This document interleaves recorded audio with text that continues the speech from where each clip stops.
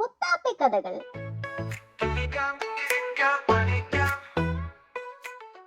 ഒരു ദിവസം മുത്താപ്പി ജ്യൂസൊക്കെ കുടിച്ചതിന് ശേഷം കളിക്കാനായി മുറ്റത്തേക്ക് ഇറങ്ങി. അങ്ങനെ കളിച്ചുകൊണ്ടിരിക്കുന്നതിനിടയിലാണ് പന്ത് തട്ടി പെട്ടെന്ന് ഒരു ചെടിച്ചട്ടി പൊട്ടിപ്പോയത്. അത് കണ്ട് മുത്താപ്പി ഞെട്ടിപ്പോയി. അതോടൊപ്പം തന്നെ അവൾക്ക് വല്ലാത്ത വിഷമവുമായി. വീട്ടിലെല്ലാവരും ഇത് അറിയുമ്പോൾ വഴക്ക് പറയുമോ? അതായിരുന്നു അവളുടെ വിഷമത്തിന് കാരണം. ആദ്യം ആ പൊട്ടിയ കഷ്ണങ്ങൾ ഒളിപ്പിച്ചു വെക്കാമെന്ന് അവൾ ഓർത്തെങ്കിലും പിന്നീട് അവൾ അമ്മയോട് പോയി നടന്നതെല്ലാം പറഞ്ഞു. കാര്യങ്ങളെല്ലാം പറഞ്ഞ് കരഞ്ഞ മുത്താപ്പിയെ അമ്മ ആശ്വസിപ്പിച്ചു. മുത്താപ്പി, നീ വളരെ നല്ലൊരു കാര്യമാണ് ചെയ്തത്. നടന്നതെല്ലാം എന്നോട് വന്ന് പറഞ്ഞില്ലേ? പിന്നീട് അമ്മയും മുത്താപ്പിയും കൂടി ആ ചെടി വേറെ നല്ലൊരു ചട്ടിയിലേക്ക് മാറ്റി നട്ടു.